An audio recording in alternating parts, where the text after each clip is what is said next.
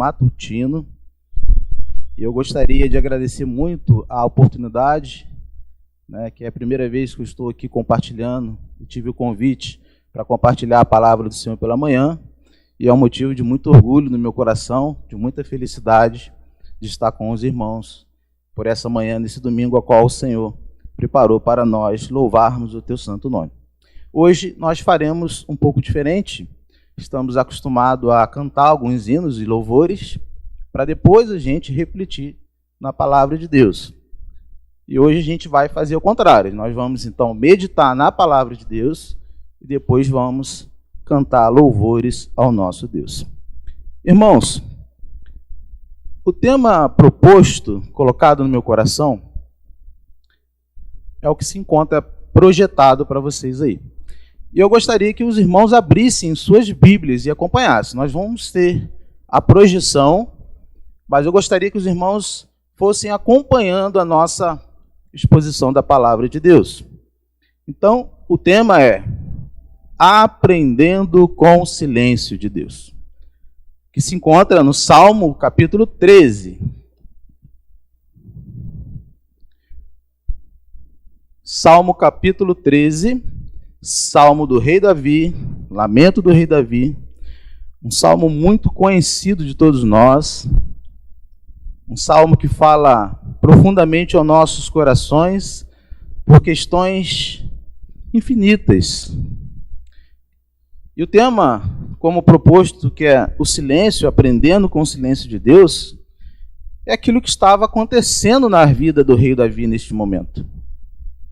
Nós vamos reparar na palavra de Deus que o rei Davi, ele passa por momentos de aflições, de tristeza no seu coração, e ele clama ao Senhor por várias vezes, pedindo uma resposta. Apenas uma resposta. E isso acontece muitas vezes conosco. Existem momentos em nossas vidas que parece que Deus está simplesmente em silêncio conosco. A gente faz uma oração sincera, clama ao Senhor, fala com o Senhor, e a sensação que a gente tem é que Deus não está nos ouvindo. Ou se Ele está nos ouvindo, Deus não está respondendo aquilo que nós queremos ouvir da parte de Deus. E o salmista, ele ora e abre o seu coração do versículo 1 ao 4 a Deus. Ele faz 4 questionamentos. Ele vai dizer, confira comigo, por gentileza. No versículo 1, no versículo 2, ele fala, até quando, Senhor? E essa será a minha oração. Será como a oração do rei Davi. Porque essa palavra fala ao meu coração. Essa palavra fala ao nosso coração. E essa palavra tem falado comigo hoje. Porque é exatamente o que tenho vivido. É exatamente o que muitos de nós estamos vivendo. Essa então vai ser também a minha oração. Ele fala, até quando, Senhor? Esquecer-te-ás de mim para sempre, Senhor? Até quando ocultarás de mim o rosto? Senhor, até quando estarei eu relutando dentro de minha alma, com tristeza no coração cada dia?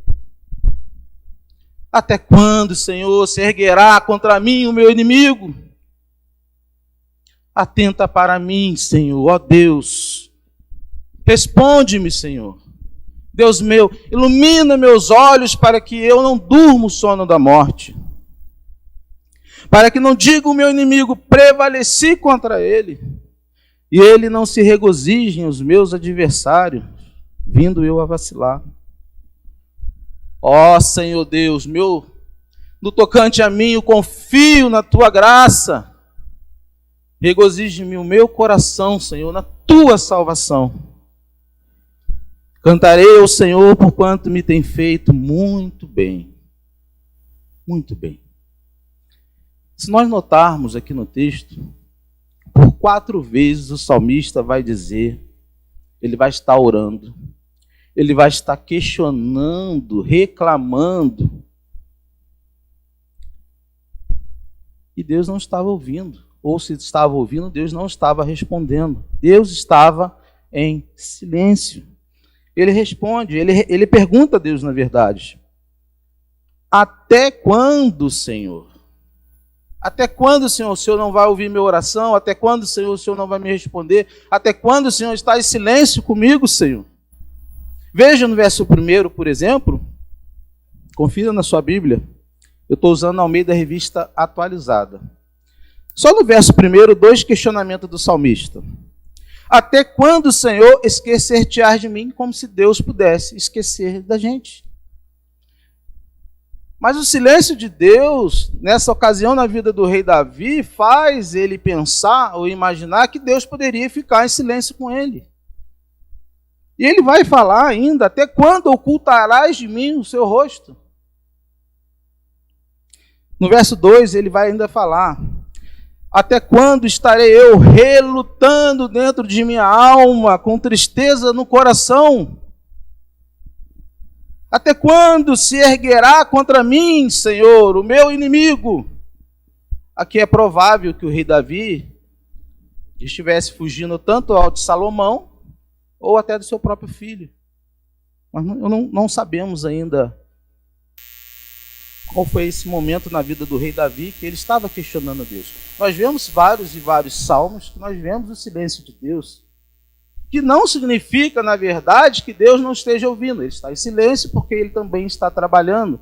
Ele quer nos ensinar alguma coisa nesse silêncio. Mas ele fala: até quando eu estarei relutando? Lutando dentro de mim, da minha alma, com essa tristeza no coração. A impressão é que o nosso inimigo, às vezes, está prevalecendo sobre nós. Não sei se irmãos já passaram por essa realidade de que parece, como o salmista Asaf vai dizer, parece que a gente olha para os ímpios, olham para as pessoas lá fora e está tudo muito bem. E a gente olha, faz uma autoanálise e fala: aparentemente parece que não está tudo bem. Então, essa oração que o rei Davi faz é uma oração que muitos de nós fazemos. A gente, às vezes, se sente esquecido, como se Deus estivesse virando o rosto para nós. De pensar, de fato, que nós estamos perdendo a luta, perdendo a batalha. Por isso eu disse no início da nossa reflexão que tem tudo a ver com o pregador. Me perguntaram uma vez: como que o pregador se alimenta se ele só prega para alimentar os ovelhas? Eu falei: a gente se alimenta mastigando o alimento, estudando e depois a gente aplica. Então, nós nos alimentamos quando a gente mastiga, estuda para poder levar aquilo já para a igreja pronto, para que a igreja seja alimentada. E quando eu comecei a preparar esse sermão, essa palavra começou a falar no meu coração, irmãos. E eu não tenho vergonha alguma de expressar sentimentos aqui no púlpito e de falar da minha vida, porque eu estou ao meio da comunidade da fé, dos meus irmãos, a qual eu preciso e necessito as orações dos irmãos. Hoje, meu filho mais velho, pela 3ª vez, saiu de casa. Abandonou o nosso lar. Minha esposa estava pronta para vir para o culto. Não conseguiu vir. Tristeza no coração. E às vezes a gente pergunta: Senhor, onde está o Senhor? Onde que o Senhor está? O que está acontecendo? É a primeira, é a segunda, é a terceira, vai e volta, quebra a cara, volta, mas não aprende. Mas eu sei, irmã, que Deus tem um plano para todo filho de crente que nasce nessa terra. Deus tem planos. Então nós ficamos relutando dentro de nós, às vezes, com tristeza no coração, porque Deus não fala. Esse era o sentimento do salmista. E pensando então nesse silêncio de Deus, eu comecei a refletir. Qual que é a relação que nós estamos tendo com Deus? Uma relação extremamente profissional, comercial, como se Deus fosse algo como um gerente, por exemplo, que a gente vai lá, tem um crédito pré-aprovado, a gente vai a Deus, busca, Ele dá para a gente. Será que a nossa relação é comercial, profissional, achando que Deus vai nos dar tudo que a gente pede? Não. Será que nossas relações com Deus estão sendo baseadas naquilo que Deus apenas pode nos dar? Será? Ou nossa relação está sendo baseada naquilo que Ele é, baseada no amor, na soberania e na grandeza de Deus? Então, o que significa o silêncio de Deus?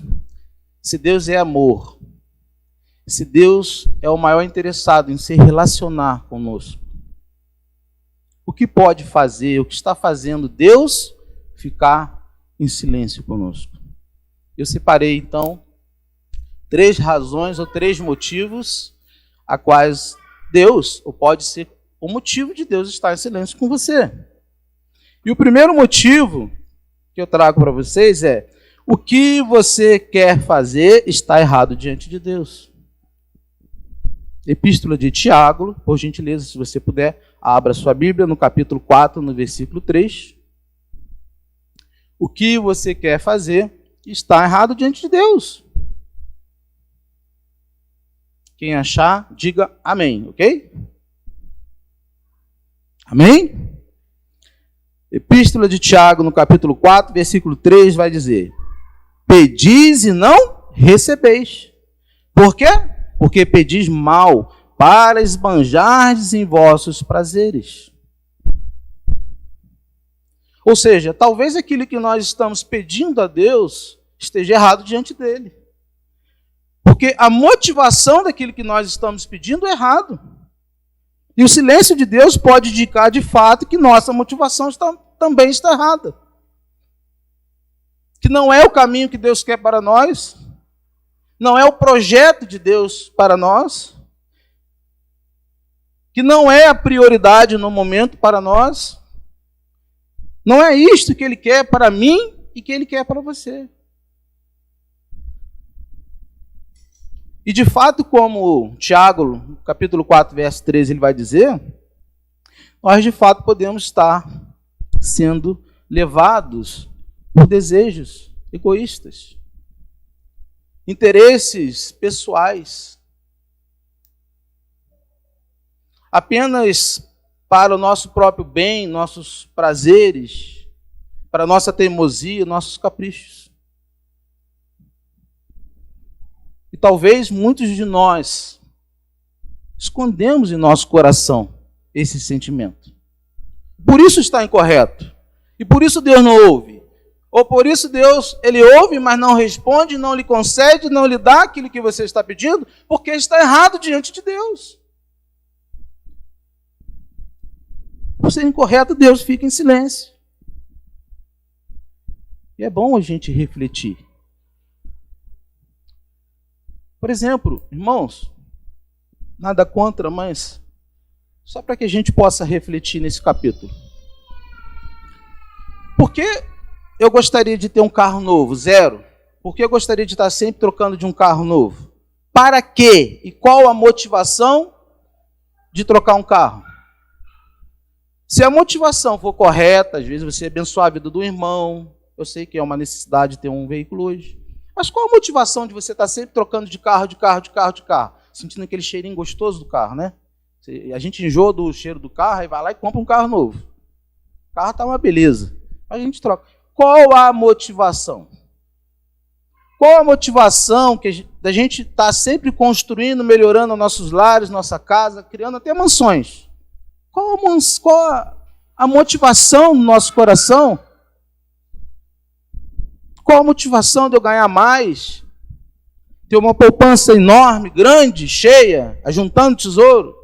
Qual é a motivação desse dinheiro? Qual é a motivação de um carro novo? Qual é a motivação de ter uma casa enorme, linda, maravilhosa? Qual é a nossa motivação?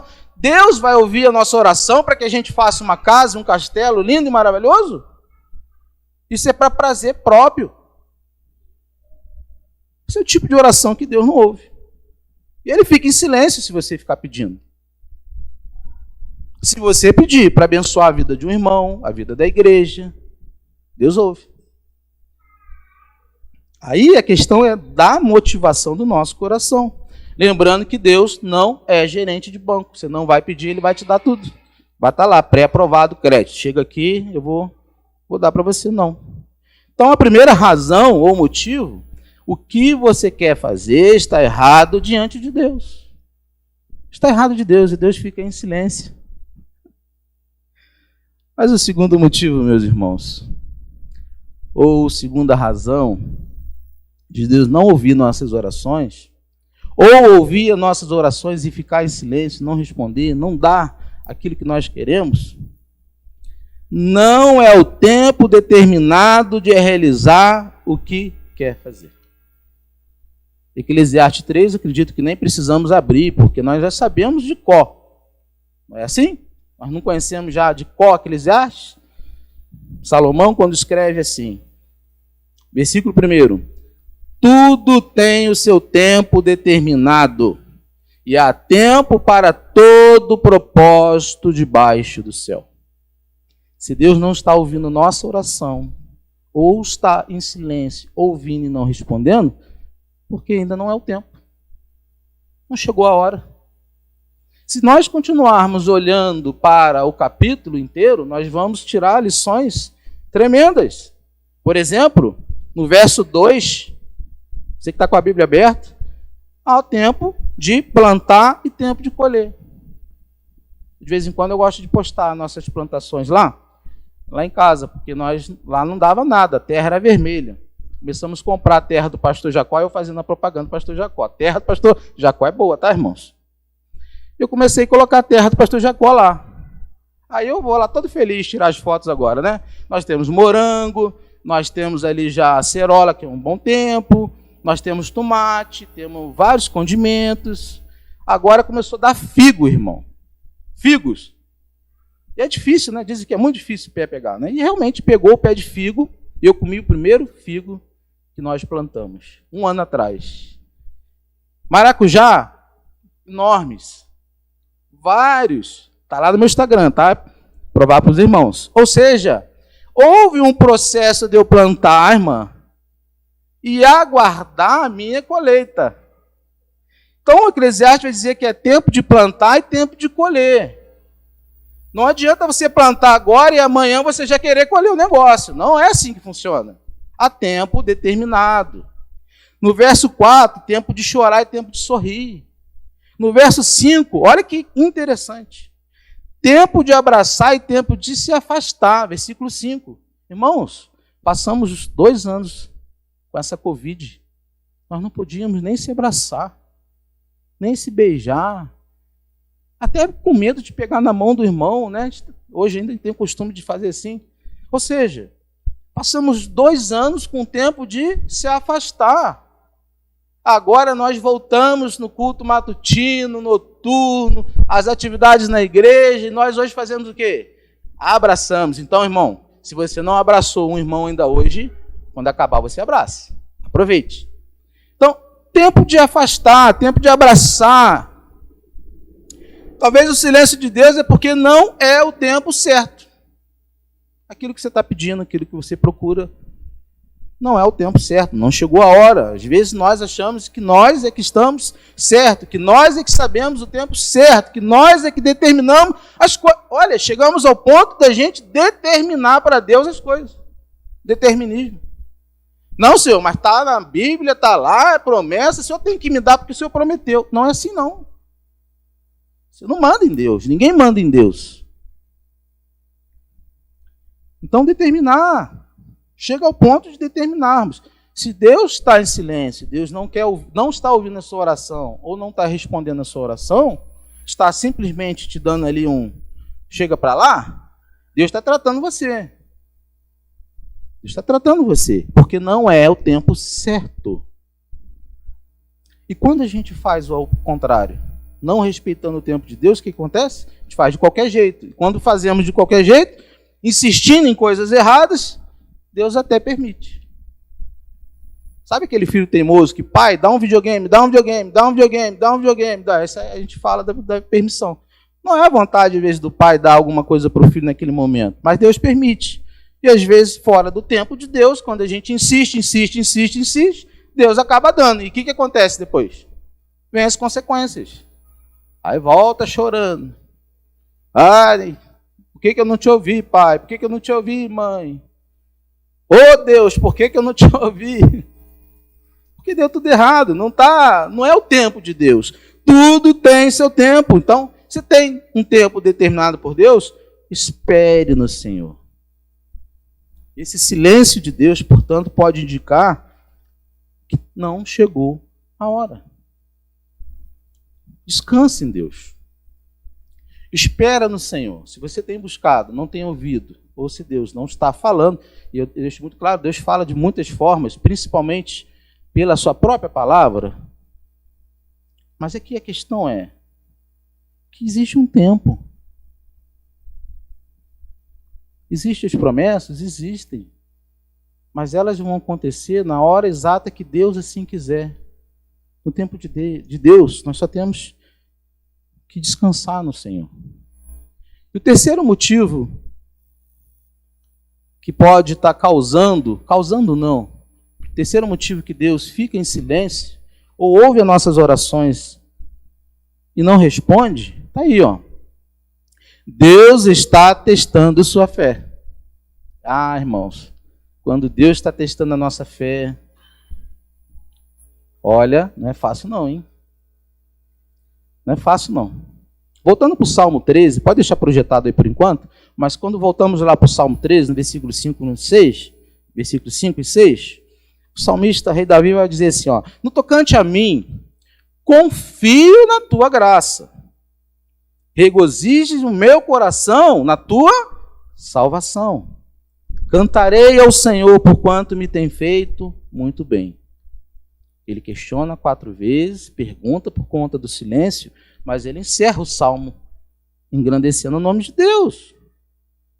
E existem muitos textos bíblicos que falam de Deus testando a nossa fé. Vemos, por exemplo, a fé de Noé, que também em Hebreus 11 vai dizer como herói da fé. Mas, imagina, irmãos, aqui Deus falou com Noé. Só que imagina vocês, não sei o tempo certo, acho que a Bíblia não fala do tempo que durou a construção da arca. 120 anos? 120 anos. Você imagina no meio de um deserto, Deus fala para você, constrói aí uma arca, porque eu vou acabar com esse negócio aqui, constrói aí. Imagina o escárnio, se fosse nos dias de hoje, o absurdo que isso soaria a nós e o bullying que isso causaria a nós. Você crendo, Deus falou com você, esse tempo já passou, tá, irmãos? Só quero deixar claro. Mas Deus fala ainda com o teu povo, por meio da palavra principalmente. Mas imagina Noé naquele tempo, crendo e construindo uma arca, e as pessoas escarnecendo dele.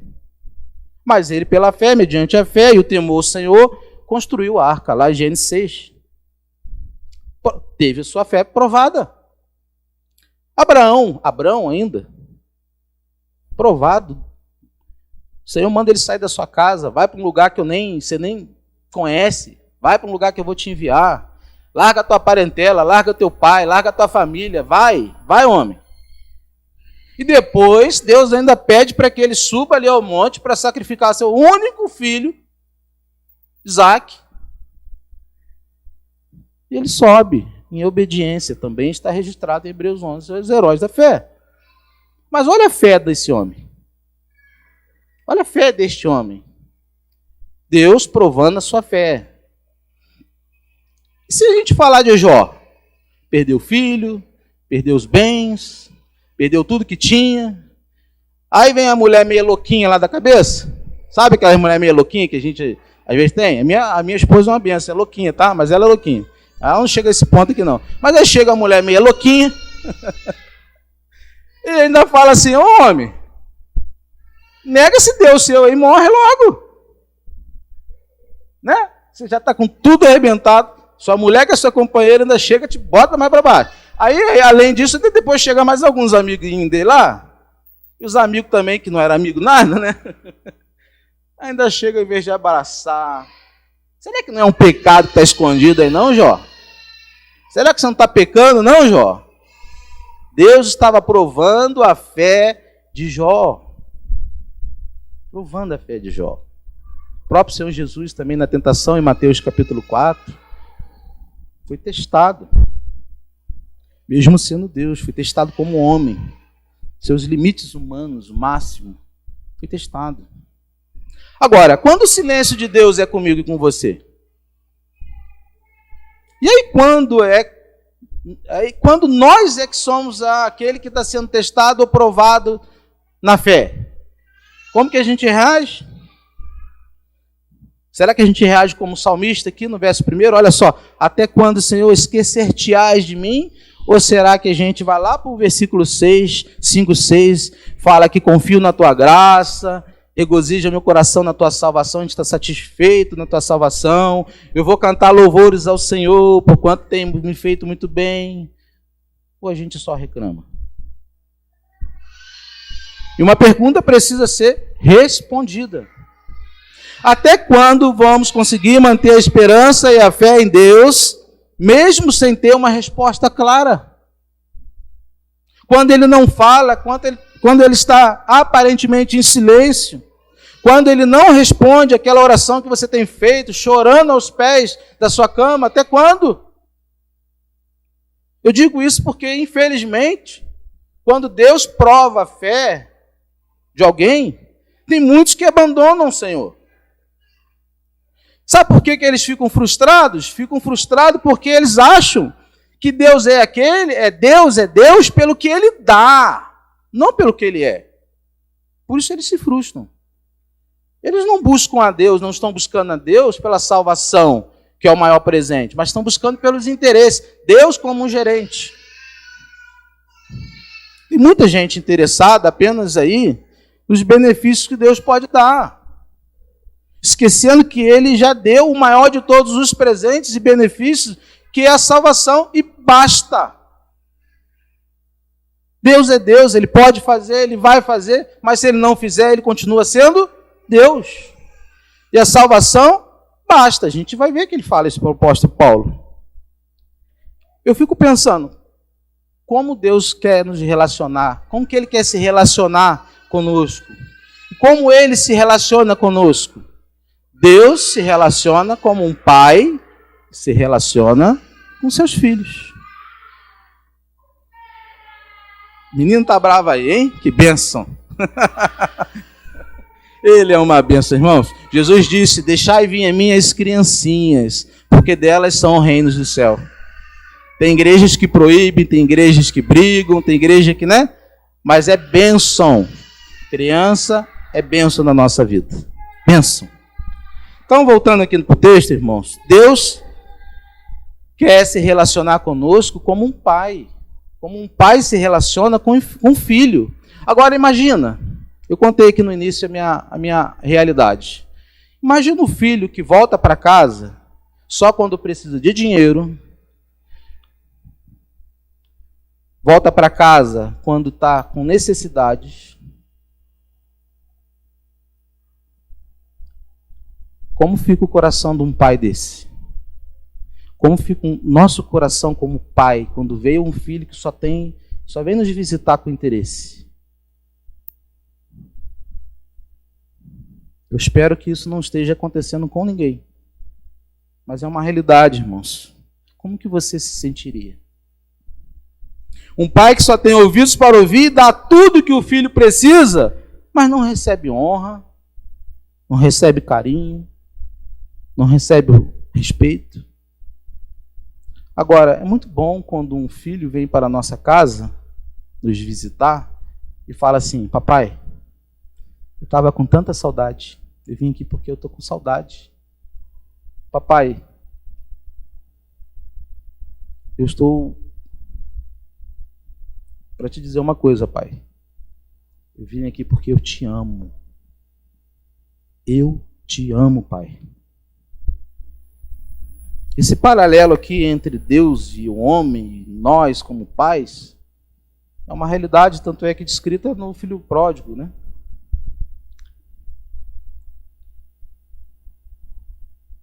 Mas é bom quando um filho chega, uma filha, alguém chega no nosso lar, nossa casa, nos honra com a sua presença, com seu carinho, com seu amor, não com seu desprezo ou vem até você apenas para buscar bênçãos. Não apenas com necessidade, precisando de dinheiro. E às vezes nós temos esse comportamento com Deus. Nós chegamos a Deus por aquilo que Ele dá, porque Ele pode dar, pelas bênçãos, mas não chegamos a Deus como todo-poderoso Senhor dos exércitos, como aquele que nos salvou das trevas, dos juízos, aquele que nos amou enviando seu Filho amado lá naquela cruz. Nós às vezes não rendemos graças a Deus por isso. Não agradecemos nosso Pai. Deus é o nosso Pai. É assim o sentimento de Deus, espero eu, penso eu. E se Ele se relaciona como pai e filho, nos vê como realmente como filhos, Ele espera receber de mim e de você honra. Que você vá a Ele não como um pedinte qualquer. Que você o ame até quando Ele disser para você não. Porque lá em Hebreus 12:6 Ele vai dizer: pois o Senhor disciplina quem ama e educa todo aquele a quem recebe como filho. Se você é filho de Deus, Deus vai dizer não. Deus vai ficar em silêncio com você. Deus vai discipliná-lo. Ele vai te dar lições profundas. Como que Deus permanece? Onde e de qual maneira Ele permanece? Verso 5, verso 6. Olha lá. No tocante a mim, confio na tua graça. Regozije-se o meu coração na tua salvação. Cantarei ao Senhor por quanto me tem feito muito bem. Irmãos, preste atenção nesse último versículo. Vamos repetir todos juntos. Versículo 6, vamos lá. Cantarei ao Senhor por quanto me tem feito muito. Vamos lá, muito. Amém. Louvado seja Deus por isso. Deus tem nos feito muito bem. Louvarei o teu santo nome, porque Deus tem feito muito bem. Em silêncio, Deus continua. E o nosso coração como fica? Fica como o do salmista. E como o coração do salmista estava? Feliz com a sua graça. Satisfeito com a sua salvação. Então não importa se Deus vai ouvir agora, se Ele vai responder agora. O que importa é que a graça dele é suficiente e devemos cantar a Ele pela sua grande salvação. Caminhando já para o final, tá, pastor? Pastor ri, né, pastor? Um exemplo aqui, irmãos, bíblico, de gente que orou e não ouviu da voz, da parte de Deus, aquilo que ele pediu. Não respondeu da forma que ele pretendia, que ele queria. O apóstolo Paulo. Abra sua Bíblia comigo em 2 Coríntios, capítulo 12, por gentileza. Quem achar, diga amém, por gentileza. Amém? A irmã está rápida no gatilho aí, hein? Amém. Glória a Deus. Vamos esperar os irmãos abrirem. Quem achar também, diga amém novamente. Amém? Então vamos lá para a gente não ultrapassar o tempo.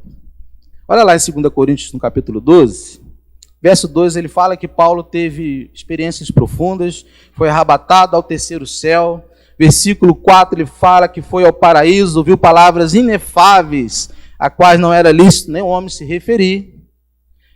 Depois de ter tantas maravilhas, passar por tantas experiências, e aqui a gente pode incluir ressurreição, o que caiu da janela lá, o Eutico, né? Ele já ressuscitou, já tinha ressuscitado mortos, curado enfermos e tantos outros milagres Paulo já tinha feito através do Senhor, Deus através de Paulo, na verdade. Depois de tantas maravilhas, olha o que o texto vai dizer no versículo 7. Acompanhem comigo, não tem projeção. E para que não me soberbesse, com a grandeza das revelações foi-me posto um espinho na carne, mensageiro de Satanás para me esbofetear, a fim de que não me exalte. Olha agora o versículo 8. Por causa disto, 3 vezes pedi ao Senhor que afastasse de mim. Paulo orou 3 vezes, pedindo para quê? Para Deus repreender Satanás. E qual foi a resposta de Deus? Qual foi a lição de Deus para o apóstolo Paulo? Verso 9, parte A. Então ele me disse, a minha graça te basta, porque o poder se aperfeiçoa na fraqueza. Deus ouviu, mas Deus não atendeu o pedido do apóstolo Paulo. Por quê? para ele não se ensoberbecer. Qual foi a resposta contrária de Paulo? Ele podia ficar brigado com Deus, ele podia ficar triste com Deus. A gente às vezes fica triste com Deus. Mas olha só, a resposta do apóstolo Paulo, verso 9, parte B, olha, fala, de boa vontade, olha só, pois mais me gloriarei nas fraquezas, para que sobre mim repouse o poder de Cristo. E no verso 10 ele vai completar dizendo, pelo que sinto prazer nas fraquezas, nas injúrias, nas necessidades, nas perseguições, nas angústias, por amor de Cristo, porque quando eu sou fraco, então é que sou forte. Paulo deixa bem claro que ele entendeu a vontade de Deus. Ele entendeu. Sabe por quê? Sabem? Porque aqui, na verdade, Satanás estava boxeando, batendo, socando o apóstolo Paulo, para que ele não ficasse soberbo. Deus permite isso acontecer. É o espinho na carne de Paulo. Sabe por que Deus permite Satanás fazer isso na vida de um crente? Ele permite. A gente vê lá em Jó que Deus é quem fala com Satanás, mostrando que Jó era um homem temente a Deus.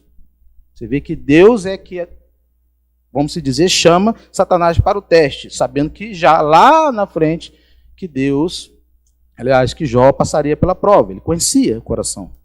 Mas Deus permite às vezes Satanás lutar na nossa vida, nos bater também, para a gente não achar que a gente é melhor que o outro.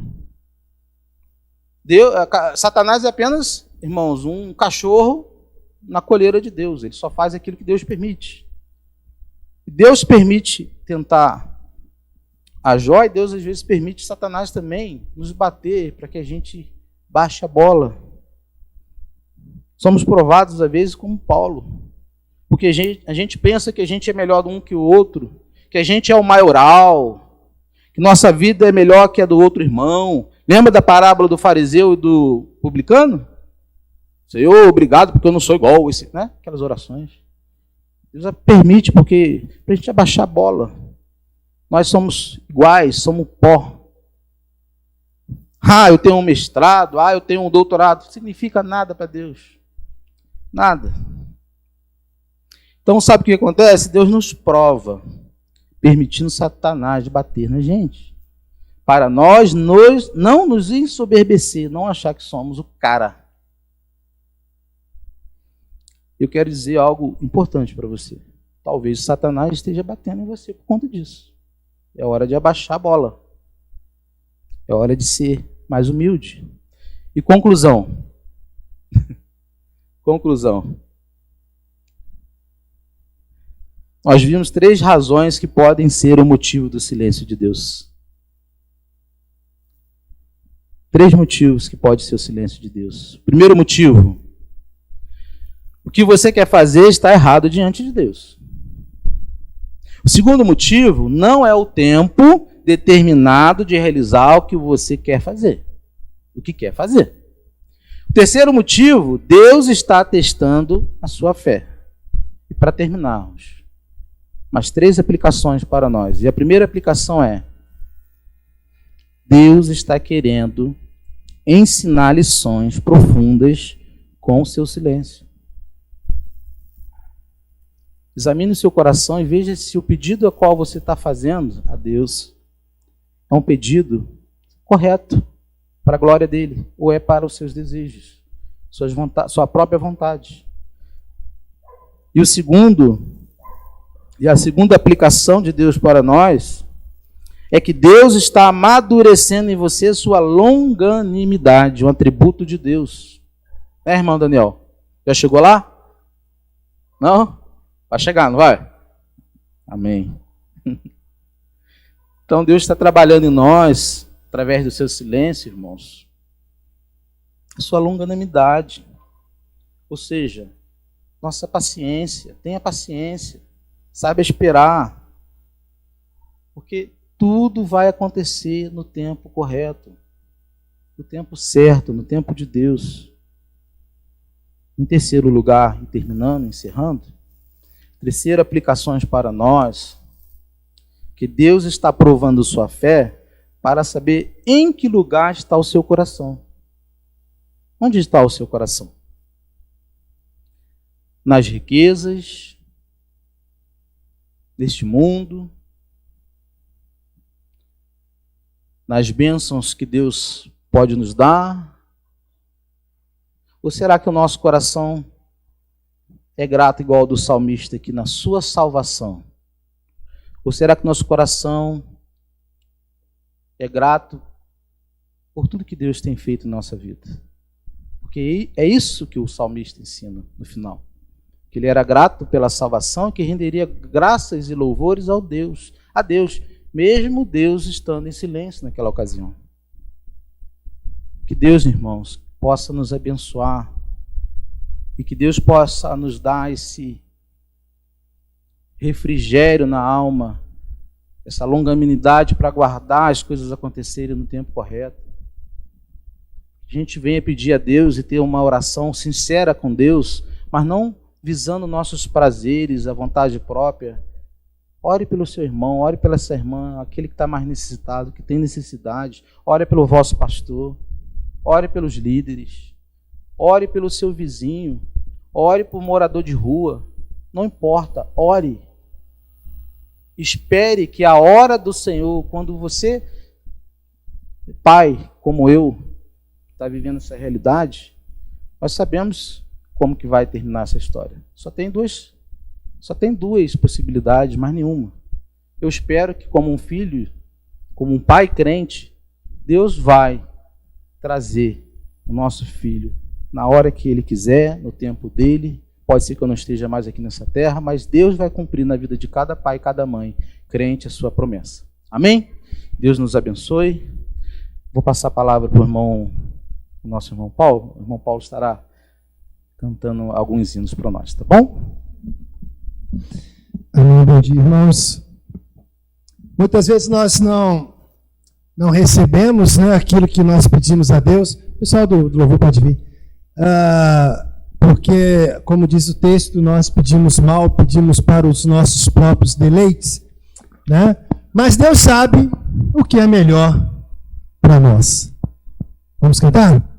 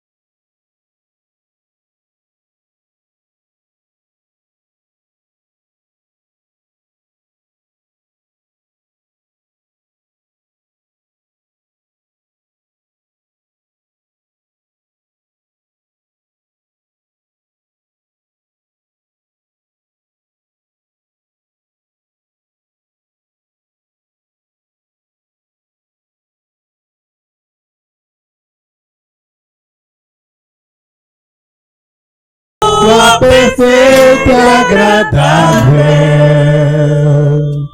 Você pode dizer o quê? Só nesse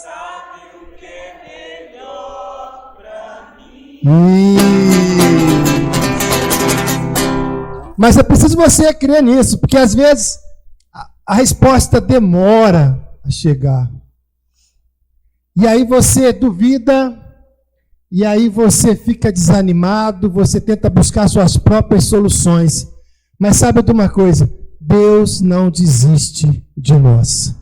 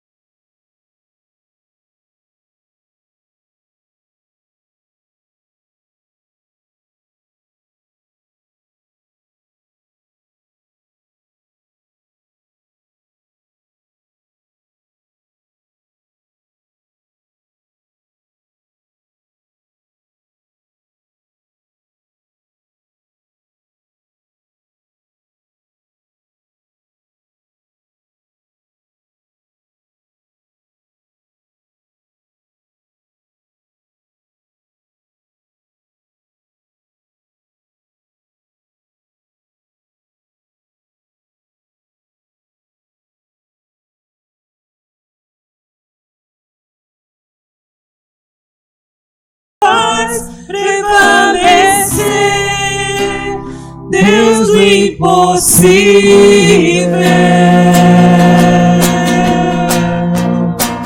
Deus do impossível,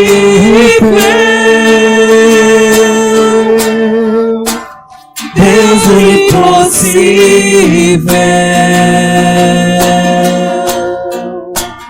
Deus do impossível.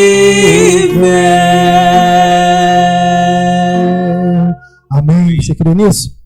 Amém. Os irmãos podem assentar. Bom dia.